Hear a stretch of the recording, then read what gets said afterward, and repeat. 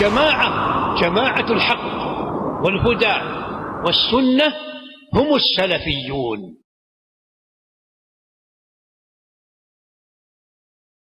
إن الحمد لله نحمده ونستعينه ونستغفره ونعوذ بالله من شرور أنفسنا ومن سيئات أعمالنا.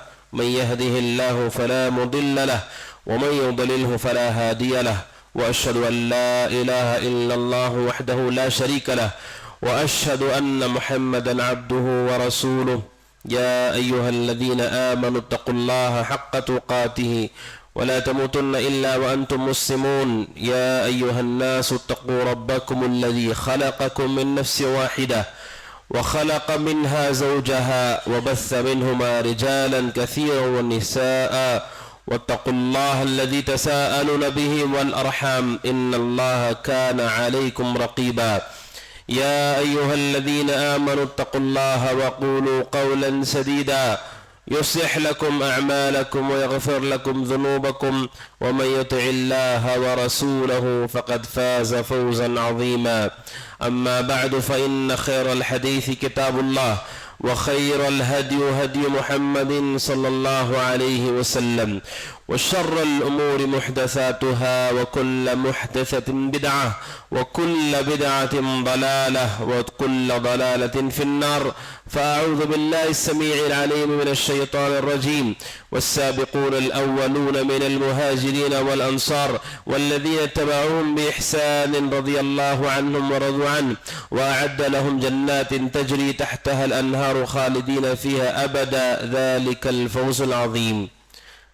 ہر طرح کے حمد و ثنا اللہ سبحانہ و تعالیٰ کی لائق و زیبا ہے، جس نے ہم سب کو اس کی عبادت کے لیے پیدا کیا. اسی رب ذوالجلال کے لیے حمد ہے، تعریف ہے، عظمت ہے، دنیا میں، آخرت میں، ابتدا میں، انتہا میں، جس کے علاوہ کوئی معبود برحق نہیں. اور نبی اکرم صلی اللہ علیہ وسلم پر درود و سلام نازل ہو، فصلوات اللہ وسلامہ وبرکاتہ علیہ. حاضرین جمعہ، اللہ سبحانہ و تعالیٰ کا یہ فضل اور یہ کرم ہے کہ اللہ تبارک و تعالیٰ نے ہم سب کی ہدایت کے لیے اس دین اسلام کو نازل فرمایا. اس دین اسلام کو جو ہم سب کی ہدایت کی بنیاد ہے، سب سے پہلے اس اسلام کو قبول کرنے والے، اس پر عمل کرنے والے، اس کو اپنی زندگیوں میں نافذ کرنے والا جو گروہ ہے، جو طبقہ ہے، وہ طبقہ صحابہ اکرام کا ہے رضی اللہ تعالیٰ عنہم اجمعین. اس طبقے سے متعلق ایک مسلمان کو وہ کون سی چیز ہے جو اپنے دل و دماغ میں رکھنی چاہیے؟ اللہ تبارک و تعالیٰ نے قرآن کریم کی جو آیت کریمہ میں نے پڑھی، اس آیت کریمہ میں سورہ توبہ کی آیت ہے. اللہ تبارک و تعالیٰ نے انصار و مہاجرین کے بارے میں فرمایا، والسابقون الاولون من المہاجرین والانصار.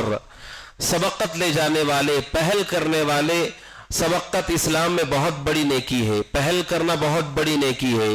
کوئی بھی کام کرنے کے لیے سب سے پہلے آگے بڑھ کر اسے کر لینا، اسے بہت بڑی نیکی قرار دیا گیا ہے. سبقت کے اعتبار سے دیکھا جائے، سابقون الاولون، سب سے پہلے اس امت میں ایمان لانے والے لوگ صحابہ ہیں. صحابہ کا طبقہ سب سے پہلے سبقت کرنے والا طبقہ ہے. من المہاجرین والانصار، چاہے مہاجر ہو انصار ہو. مہاجرین جو اہل مکہ ہے، مکہ والے ہیں. انصار وہ جو مدینہ والے ہیں، چاہے مکہ میں رہنے والے ہو، مدینہ میں رہنے والے ہو، مہاجرین ہو، انصار ہو. اللہ تبارک و تعالیٰ نے دونوں کا تذکرہ کیا، انصار کا بھی اور مہاجرین کا، یعنی تفصیل کے ساتھ قرآن کریم اسے ذکر کرتا ہے. اور دوسری آیتوں میں اللہ تبارک و تعالیٰ نے فتح کا ذکر کیا. صلح حدیبیہ سے پہلے ہو کہ بعد میں ہو، صحابہ اکرام کی اس تفصیل کو قرآن کریم میں نقل کیا. سب سے پہلی بات ہے وہ یہ ہے کہ سبقت لے جانے والے یہ صحابہ کا طبقہ وہ طبقہ ہے جن کے بارے میں صحیح ایمان و عقیدہ، کتاب و سنت پر صحیح طور پر ایمان و عقیدہ رکھنے کے لیے ہے. اگر کوئی آدمی صحابہ سے متعلق اپنا عقیدہ خراب رکھتا ہے، اس نے کتاب و سنت سے موافق اپنا عقیدہ نہیں رکھا، کیونکہ کتاب و سنت میں ان کا تذکرہ کیا گیا، خیر کے ساتھ کیا گیا، ان کے فضیلتوں کو، ان کے مناقب کو متعدد آیتوں میں بیان کیا گیا. بلکہ علماء نے مستقل کتابیں تصنیف کی فضائل الصحابہ، صحابہ اکرام کی فضیلتوں پر جتنی آیات قرآنیہ ہیں، احادیث کو جمع کیا گیا ہے جو دلالت کرتا ہے کہ صحابہ اکرام پر ایمان، صحابہ سے متعلق ہمارا صحیح اعتقاد یہ کوئی جذباتی بات نہیں ہے کہ جذبے میں ہم لوگ ایسا کہتے ہیں، بلکہ یہ کتاب و سنت کی بات ہے۔ اگر کوئی آدمی اس کے موافق عقیدہ نہیں رکھتا صحابہ کے بارے میں، اس نے قرآن کریم کی تکذیب کی، سنت رسول کی تکذیب کی، جن انصار اور مہاجرین کی تعریف قرآن کرتا ہے۔ اگر کوئی مسلمان ان کی مذمت کرتا ہے، اس کی ہلاکت و بربادی طے ہے۔ ابن کثیر رحمۃ اللہ علیہ اسی آیت کریمہ کی تفسیر میں کہتے ہیں کہ جہاں انصار و مہاجرین کا اتنا اچھا تذکرہ کیا گیا، اگر کوئی برا تذکرہ کرتا ہے اس نے اپنے آپ کو اللہ کے مقابلے میں کھڑا کیا ہے۔ اللہ کسی کی تعریف کرتا ہے اور تزکیہ کرتا ہے اور ہم اس کی مخالفت کرتے ہیں، اب سوچئے مخالفت کرنے والے کا کیا انجام ہوگا۔ اسی لیے اہل علم کہتے جذبات سے اوپر اٹھ کر یہ صحیح عقیدے کی بات ہے، کتاب و سنت پر ایمان کی بات ہے۔ اسی لیے اصول السنہ، سنت کے جو اصول ہیں اور ہمارے بنیادی جو عقائد ہے، ان عقائد کی ساری کتابوں میں صحابہ پر ایمان کو نقل کیا گیا ہے۔ جس طرح ہمارا امتیاز توحید ہے، جس طرح ہمارا امتیاز اتباع سنت ہے، اسی طرح ہم سب کا امتیاز صحابہ سے محبت، ان سے متعلق اپنے دل کو صاف رکھنا، ہمیشہ ان کا ذکر خیر کرنا، یہ ہمارے بنیادی عقائد کا حصہ ہے۔ اس لیے امام احمد بن حنبل نے اصول السنہ کے ابتدا ہی میں اس کا تذکرہ کیا کہ اصول السنہ کیا ہے، جو صحابہ اکرام کا طریقہ ہے اسے لازم پکڑنا ہے۔ سارے اہل علم کتب اعتقاد نے اسے ذکر کیا ہے، لہٰذا صحابہ کی تنقیص کرنا یا صحابہ کے بارے میں اپنے دل کو خراب رکھنا، یہ قرآن کو جھٹلانا ہے، سنتوں کو جھٹلانا ہے، کیونکہ ان کا تزکیہ اس میں کیا گیا ہے۔ یہ پہلی بات ہے۔ اور دوسری بات ہے وہ یہ ہے کہ قرآن کریم اللہ تبارک و تعالیٰ نے ان کے متعدد فضائل کو ذکر کیا ہے۔ سورہ توبہ کی جو آیت کریمہ میں نے پڑھی، اس آیت کریمہ میں اللہ نے کہا سبقت لے جانے والے، پہل کرنے والے انصار مہاجرین والذین اتبعوہم بإحسان، اور جو لوگ بھی ان کی اتباع کرنے والے احسان کے ساتھ، اتباع کہتے ہیں ان کے پیچھے چلنا، ان کے راستے پر چلنا۔ احسان یہ شرط ہے کہ جو لوگ بھی صحابہ کے پیچھے چلتے ہیں لیکن پیچھے چلنا وہ احسان کے ساتھ ہو، یعنی اچھے طریقے پر ان کی پیروی کرتے ہو۔ اللہ تبارک و تعالیٰ نے صحابہ کی کیا فضیلت بیان کی، رضی اللہ عنہم ورضوا عنہ، کہ اللہ تبارک و تعالیٰ ان سے راضی ہے اور وہ اللہ تبارک و تعالیٰ سے راضی ہے۔ اتنا بڑا انعام ہے۔ اس آیت کریمہ کی تفسیر میں اہل علم نے کہا کہ دنیا میں کسی اور طبقے کے لیے اللہ تبارک و تعالیٰ نے دنیاوی زندگی میں ایسی بشارت نہیں دی ہے کہ اللہ تبارک و تعالیٰ ان سے راضی ہے اور وہ بھی اللہ تبارک و تعالیٰ سے راضی ہے۔ جب اللہ تبارک و تعالیٰ کسی چیز سے راضی ہوتا ہے، اس کا مطلب یہ ہے کہ صحابہ کا جو عقیدہ ہے، صحابہ کا جو منہج ہے، صحابہ کا جو فہم ہے، صحابہ کا جو عمل ہے، صحابہ کی جو عبادت ہے، وہی اللہ کے یہاں قابل قبول ہے، وہی حق و باطل کے لیے معیار ہے۔ اسی سے طے ہوگا صحیح کون ہے اور غلط کون ہے، کیونکہ اللہ نے کہا ان سے راضی ہو گیا۔ اب دنیا میں جتنے بھی گروہ، فرقے، علماء کو دیکھتے ہیں، اگر وہ کہتے ہیں کہ میرے پیچھے چلو، کوئی ضمانت ہمارے پاس نہیں ہے کہ ان کے پیچھے چلنے سے ہمیں کامیابی ملے گی کہ نہیں ملے گی، لیکن صحابہ کے بارے میں ان کی زندگیوں میں اللہ نے کہا رضی اللہ عنہم ورضوا عنہ، اللہ ان سے راضی ہے۔ اور والذین اتبعوہم بإحسان، صرف ان سے نہیں، جو بھی احسان کے ساتھ ان کے پیچھے چلتے ہیں، اللہ ان سے راضی ہے۔ یہ صحابہ اکرام کی فضیلت پہ سب سے بڑی دلیل ہے کہ اللہ نے ان سے رضامندی کا اعلان کیا کہ اللہ تعالیٰ ان سے خوش ہے، اور جو لوگ ان کے راستے پر چلیں گے اللہ تبارک و تعالیٰ نے ان سے رضامندی کا اعلان کیا ہے۔ اور اللہ کی رضامندی یہ جنت اور جنت کی ساری نعمتوں سے بڑی نعمت ہے، اس لیے کہ اللہ کی رضامندی یہ اللہ کی صفت ہے، اور جنت اللہ کی مخلوق ہے، اللہ کی صفت اس کی مخلوق سے عظیم ہے۔ اسی وجہ سے ہی بخاری کی حدیث ہے، ابو سعید خدری رضی اللہ عنہ کہتے ہیں جب جنتی جنت میں ہوں گے، اہل جنت کو اللہ تبارک و تعالیٰ پکار کر کہے گا یا اہل الجنہ، اے جنتیوں، وہ سارے جنتی کہیں گے لبیک و سعدیک، اے اللہ ہم حاضر ہیں، اللہ ہم حاضر ہیں۔ اللہ تبارک و تعالیٰ کہے گا ہل رضیتم، کیا تم راضی ہو چکے ہو، کیا تم خوش ہو गए, पहला सवाल अल्लाह उनसे करेगा, वो कहेंगे या ऐ अल्लाह हम क्यों खुश ना हो, वक़द आतैतना मा लम तुअति अहदम मिन खल्क़िक, ऐ अल्लाह तूने हमें इतना नवाजा है जन्नत में कि जितना किसी को नहीं मिला, हम क्यों राजी नहीं होंगे। अल्लाह तबारक व तआला कहेगा अना उअतीकुम अफदल मिन ज़ालिक, मैं तुम्हें जन्नत उनकी सारी नेमतों से बड़ी नेमत तुम्हें देता हूं। अबू सईद खुदरी रजी अल्लाह अन्हु कहते नबी अकरम सल्लल्लाहु अलैहि वसल्लम ने फरमाया जन्नती अल्लाह तबारक व तआला से कहेंगे, आप तसव्वुर कीजिए जन्नत जो सारी राहत का ठिकाना है, जिसके बाद और कोई राहत नहीं, वहां जाने के बाद अल्लाह उनसे कहेगा इससे बेहतर चीज मैं तुम्हें दूंगा। वो कहेंगे ऐ रब या रब्बी, ऐ रब इससे बेहतर अफजल चीज क्या है। अल्लाह तबारक व तआला उस वक्त कहेगा उहिल्लु अलैकुम रिदवानी फला अस्खतु अलैकुम बअदहु अबदा, आज मैं तुम पर अपनी रजामंदी को हलाल करता हूं। जन्नत की नेमतों से ऊपर दर्जे की नेमत है कि अल्लाह राजी है, उसके बाद अल्लाह कभी नाराज नहीं होगा। आदम अलैहिस्सलाम को जब जन्नत में भेजा गया, हजरत हव्वा को जन्नत में भेजा गया, बिल्कुल इब्तिदा में, तब दोनों से वादा नहीं किया गया था कि अल्लाह तबारक व तआला ने ये कहा हो कि आदम और हव्वा तुम जन्नत में जाओ मैं राजी हो गया हूं, ऐसा नहीं कहा गया। उन पर पाबंदी थी, दरख्त के करीब नहीं जा सकते, जब गए तो फिर जन्नत से नीचे भेजा गया और फिर वापस अल्लाह तबारक व तआला ने उन्हें जन्नत का हकदार ठहराया और वो नबी है अल्लाह तबारक व तआला के। लेकिन अल्लाह तबारक व तआला ने सहाबा इकराम के तबके के बारे में उनकी जिंदगियों में कहा कि अल्लाह तबारक व तआला उनसे राजी है। इसीलिए जब अल्लाह तबारक व तआला की रजामंदी का ऐलान हमने उनके बारे में सुना, हमारा यह अकीदा और ईमान है कि अल्लाह तबारक व तआला सहाबा से राजी है, उस दर्जे और उस तबके के वो लोग हैं कि अल्लाह उनसे खुश है और जो भी उनके रास्ते पर चलेगा अल्लाह उनसे राजी हो जाएगा।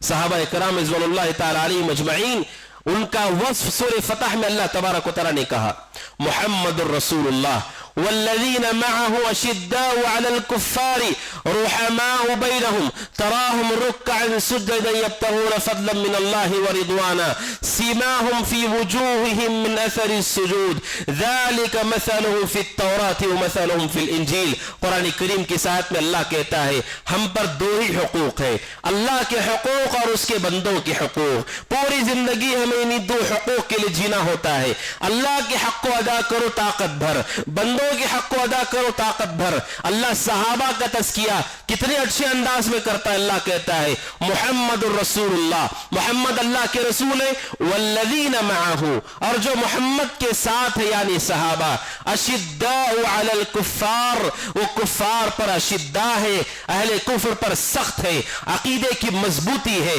जो तौहीद पर मजबूत होता है वो कुफ्र और अहले कुफ्र से नफरत करता है, बुग़्ज़ रखता है, कभी वो कुफ्र अहले कुफ्र से राजी नहीं होता। जिनके अखलाक अच्छे हो, कुछ भी हो, अगर वो कुफ्र करता है, शिर्क करता है, कभी भी तौहीद परस उससे राजी नहीं होता, क्योंकि हमारा यह अकीदा है कुफ्र और शिर्क से बड़ा कोई गुनाह नहीं, उससे बड़ी कोई गंदगी नहीं। इन्नमल मुशरिकून नजस, मुशरिक नापाक और नजिस होते हैं। सहाबा के बारे में कहा कि वो कुफ्फार के मुकाबले में शदीद है। रुहमाउ बैनहुम, जब आपस की बात है अहले ईमान की, एक दूसरे पर वो नरम दिल है, यानी अल्लाह के बंदों के बारे में वो एक दूसरे के लिए रहम दिल है। हुकूकुल इबाद में उनका तज़किया है कि बंदों की हुकूक की अदायगी में उनका ये दर्जा है, आपस में वो रहम दिल है। अल्लाह ने उनका तज़किया किया। आगे कहा तराहुम रुक्कअन सुज्जदा, आप उन्हें देखेंगे रुकू की हालत में, सजदे की हालत में, अल्लाह की रजामंदी को तलाश करते हुए, यानी अल्लाह के हुकूक को अदा करने का तज़किया किया गया। एक ही आयत में दोनों हुकूक का तज़किया किया गया। आपस में रहम दिल है, हुकूकुल इबाद में उनका यह किरदार है और इबादत में मसरूफ होते हैं, अल्लाह के हक को अदा करते हैं। सीमाहुम फी वुजूहिहिम मिन अथरि सुजूद। और एक बात अहले ने जिक्र की है कि सहाबा इकराम का तबका ही वो तबका है जिनके दिल में क्या है अल्लाह ने कुरान में बयान किया है। अब जानते हैं शरीयत कहती है जाहिरी जो अमल होता है सिर्फ उसकी बुनियाद पर फैसला नहीं होता है। जाहिरी अमल सही हो, अगर दिल में इखलास ना हो अल्लाह उस अमल को रद्द कर देता है। सहाबा का तबका वो तबका है कि उनके दिलों में क्या है अल्लाह ने वाज़े किया। तराहुम रुक्कअन सुज्जदा, आप उन्हें नमाज पढ़ते हुए देखते हैं। अल्लाह के रसूल क्यों पढ़ते हैं? यब्तगून यब्तगून फضलन मिन अल्लाह व रिदवाना, अल्लाह की रजामंदी को, उसके फजल को चाहने के लिए, पाने के लिए वो लोग नमाज पढ़ते हैं। वो लोग जिन्होंने ये कहा कि सहाबा इकराम ने नौजुबिल्लाह सिर्फ जाहिरी इस्लाम का लिबास पहना था, तो फिर कुरान ने उनका तज़किया इस अल्फाज में किया है, नमाज पढ़ने वाला हो सकता है दिखावे के लिए पढ़ता हो, लेकिन ये जो सहाबा नमाज पढ़ते हैं, यब्तगून फضलन मिन अल्लाह व रिदवाना, अल्लाह के फजल और रजामंदी को तलाश करने के लिए, यानी उनके दिल में जो है अल्लाह ने उसको भी वाज़ेह कर दिया। आप सोचिए, सुभान अल्लाह, उलमा कहते हैं ये जाहिरी अमल और बातिन अमल, ये दोनों चीजें मिलकर अमल को कबूलियत वाला बनाती है। सहाबा के दोनों चीजों का जिक्र किया गया, रुकू और सजदे में है उनका ये जाहिरी अमल है, और दिल में अल्लाह की रजामंदी तलाश कर रहे उनका बातिनी अमल है। सहाबा इकराम का तबका वो तबका है जिसके बारे में नबी अकरम सल्लल्लाहु अलैहि वसल्लम ने अहादीस में बहुत सारी फजीलतें बयान की। मेरे भाइयों, इस वजह से भी कि सहाबा इकराम रिज़वानुल्लाह ताला अलैहिम अजमईन ने इस्लाम के लिए, मुसलमानों के लिए, शरीयत के लिए जो कुछ उन्होंने कुर्बानियां पेश की है, उनकी कोई मिसाल नहीं पेश की जा सकती है। खतीब बगदादी रहमतुल्लाहि अलैहि यहां तक कहते हैं, पूरे कुरान और हदीस में अगर एक आयत भी, एक हदीस भी सहाबा की फजीलत ना भी हो, अगर पूरे कुरान में एक आयत भी सहाबा के बारे में ना हो, एक हदीस भी ना हो, तब भी जो उनका किरदार है, उनकी जिंदगी है, जिन्होंने रसूल पर ईमान लाया, हिजरतें की, अपने माल को कुर्बान किया, अपने खून को कुर्बान किया, हत्ता के जंग की हालत में अगर उनका बाप भी कुफर पर सामने आया हो, उसके खिलाफ भी तलवारें उठाई, औलाद भी आई हो तलवार उठाई, और अल्लाह के रास्ते में माल को खर्च किया, अपने मुल्कों को, अपने अवतान को छोड़ा, ये उनका सारा किरदार बताता है कि पूरी कायनात में उससे बेहतर लोग कभी नहीं आ सकते। उनका किरदार गवाही देता है कि वो क्या है। अगर एक आयत और हदीस भी ना हो, तब भी जो अकल रखते हैं उन्हें मालूम होगा कि सहाबा की क्या फजीलत है। उसके बावजूद इतनी सारी आयतें और हदीसें मौजूद है, तो आप सोचिए सहाबा का किरदार कैसा है। सहाबा इकराम की कुर्बानियां दीन के लिए, उनका जज्बा इताअत रसूल अकरम सल्लल्लाहु अलैहि वसल्लम के लिए, हम मुख्तलिफ वाक़ियात सुनते। अबू दाऊद की हदीस है, नबी अकरम सल्लल्लाहु अलैहि वसल्लम ने एक मरतबा सदका करने का हुक्म दिया, सदका करने का हुक्म दिया।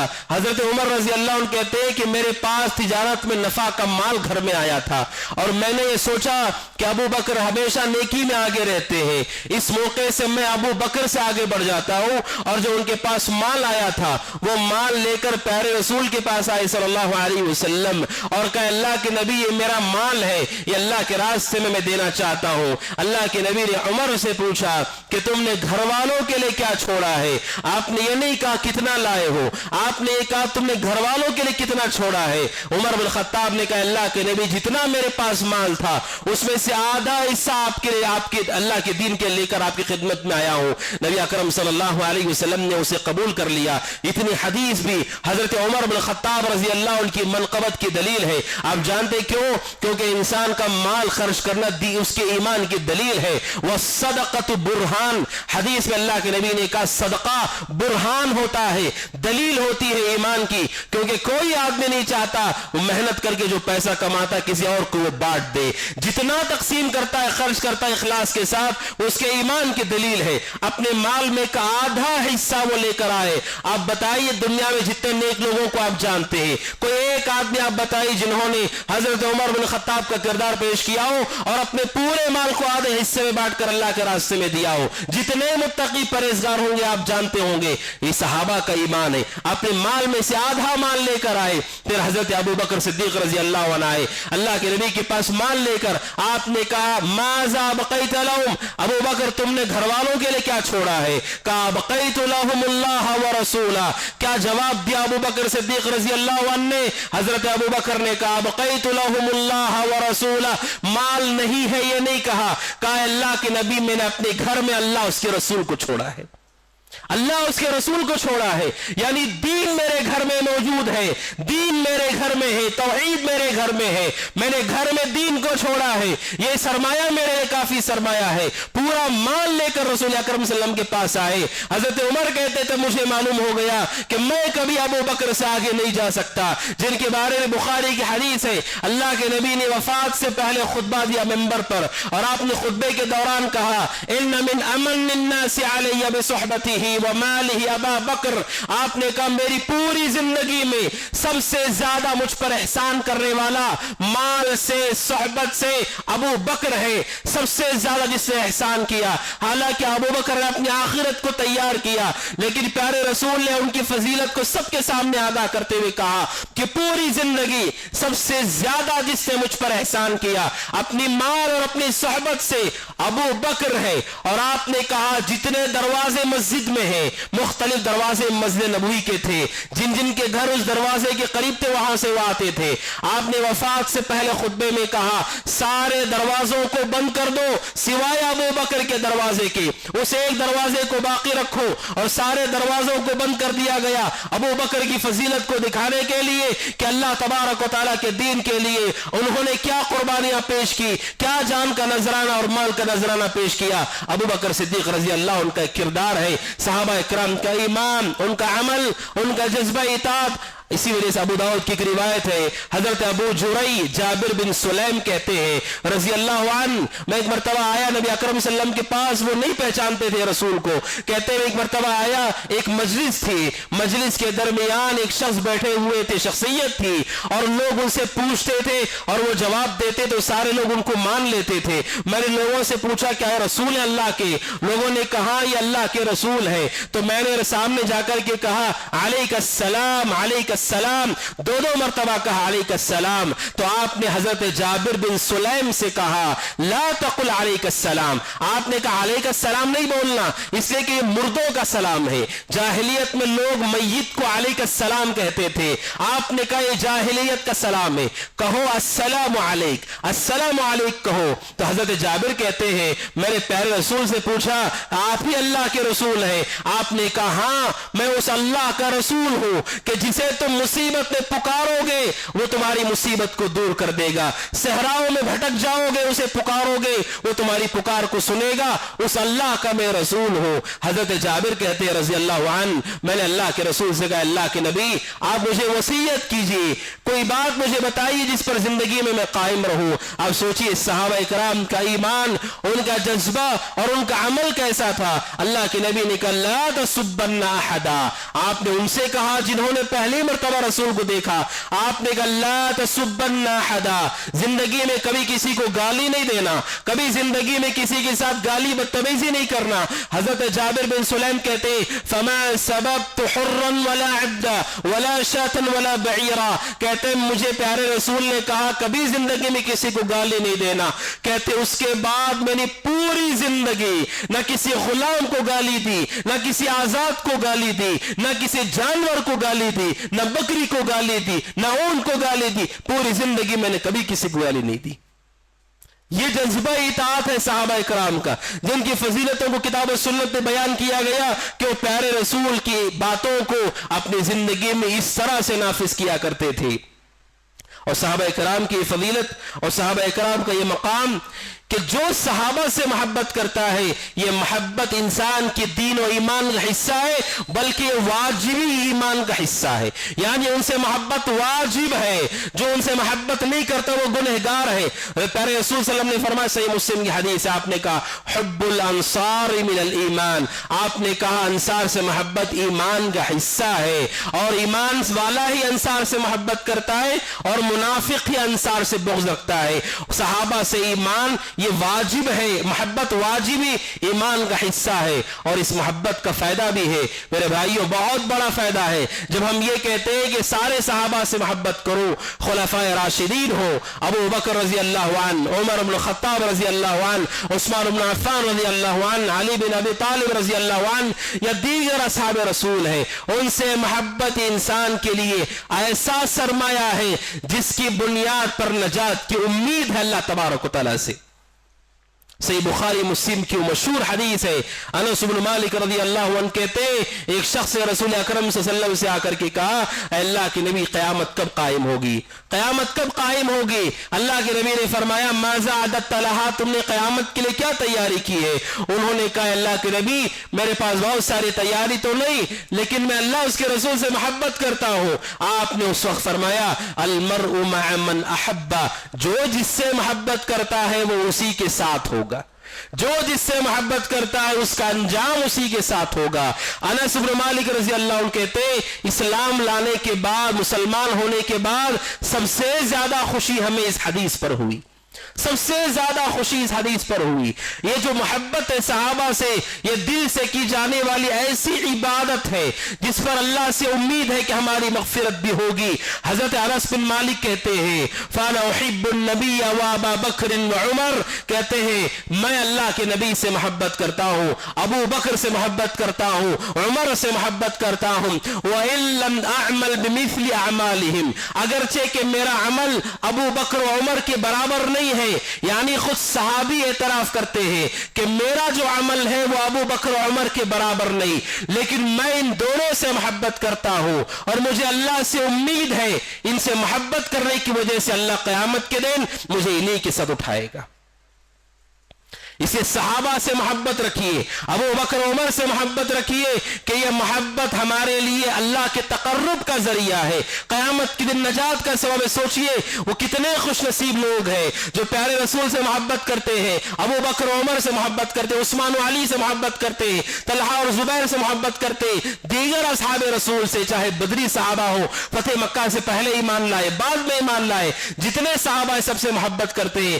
سوچئے کتنی خوش نصیبی کی بات ہوگی اگر اللہ تبارک و تعالی قیامت کے دن ہمیں ان کے ساتھ اٹھا کر ہمارا انجام ان کے ساتھ کر دے تو ہمارے لیے کتنی بڑی کامیابی ہوگی، کتنی بڑی کامیابی اور سعادت ہوگی۔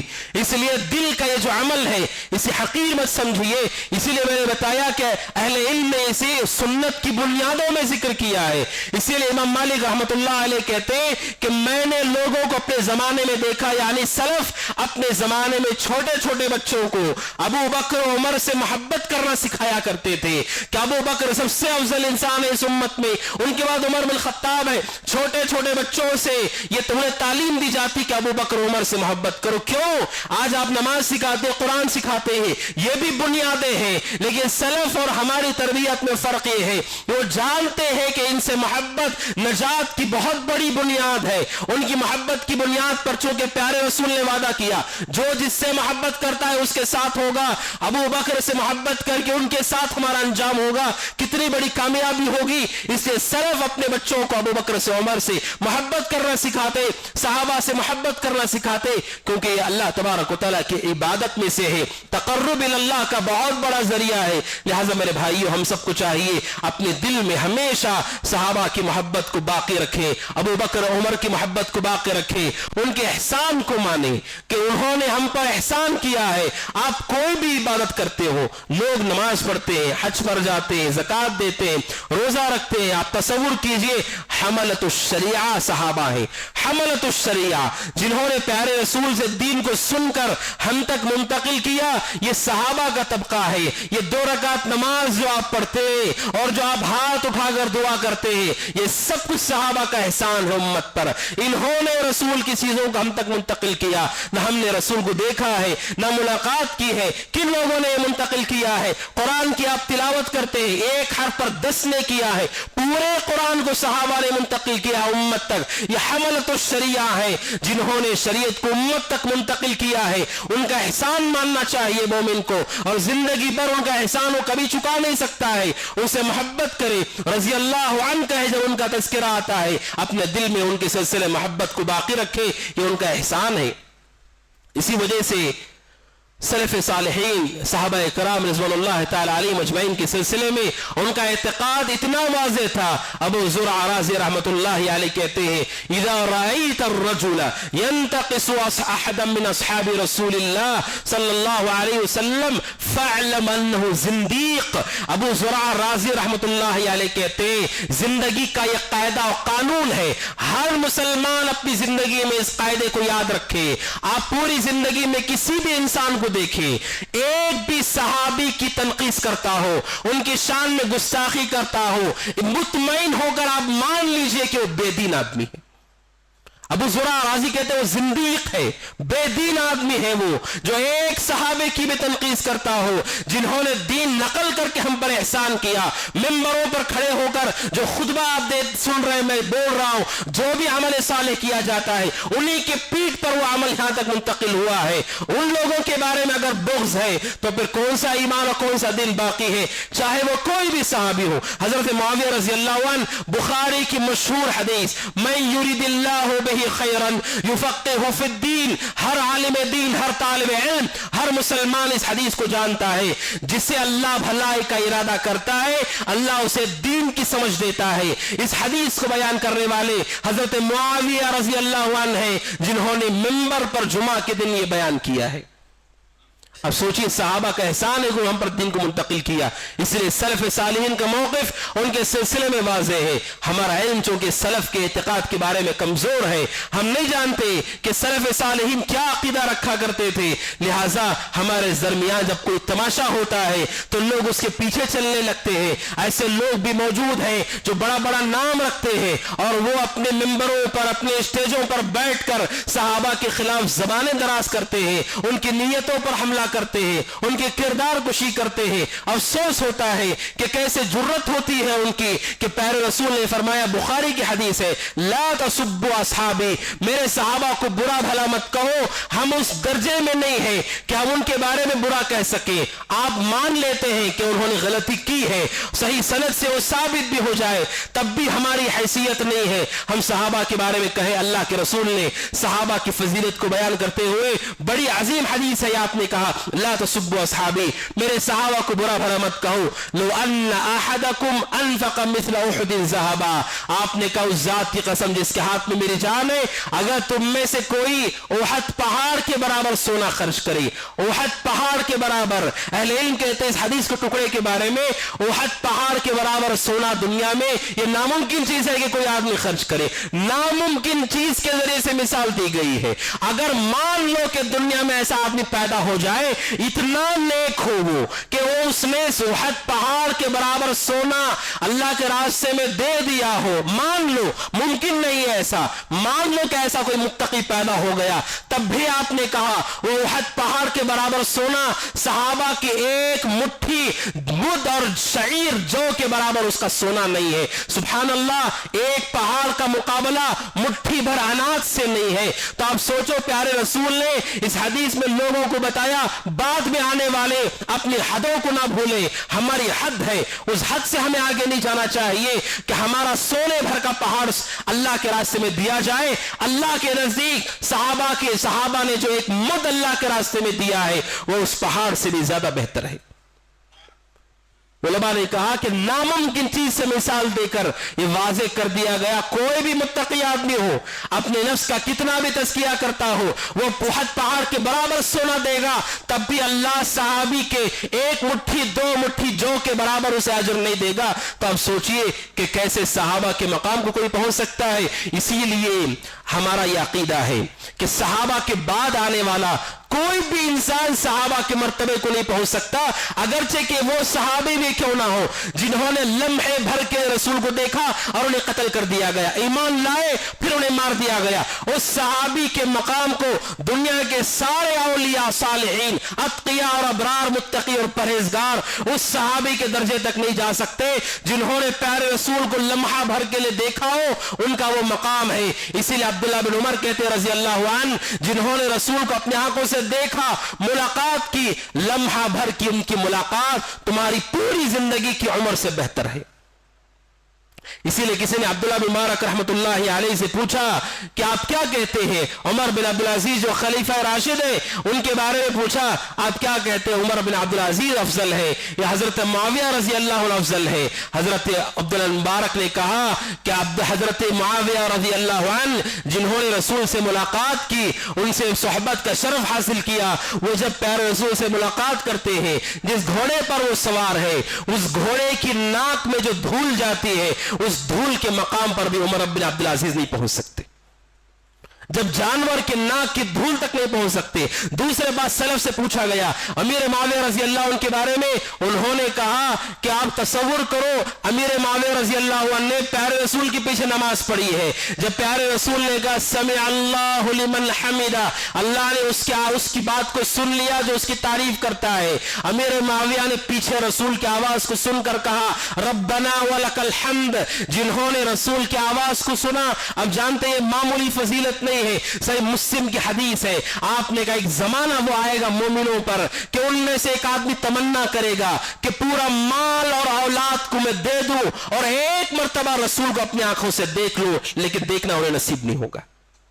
پورا مال اور اولاد دے کر لوگ رسول کے ایک جھلک دیکھنا چاہیں گے, لیکن ان کے پاس وہ موقع نہیں ہوگا. جنہوں نے پیارے رسول کے مبارک روشن چہرے کو دیکھا, آپ کو سلام کیا, آپ سے دعا لی, آپ سے مصافحہ کیا, آپ کے پیچھے نماز پڑھی, آپ کے خطبات سنتے رہے, آپ کے ساتھ سفر کیا, آپ کے ساتھ حج کیا, اللہ کے راستے میں قتال کیا, آپ سے مشورہ کیا, آپ کے سامنے آ کر آپ کے درس میں بیٹھتے تھے. آپ تصور کرو جب دیکھنے والا مال اور اولاد کو دینے کے باوجود بھی اسے موقع نہیں مل سکے گا, انہوں نے اتنی ساری چیزوں کا شرف پایا, ان کا مقام اور مرتبہ کتنا اونچا ہوگا.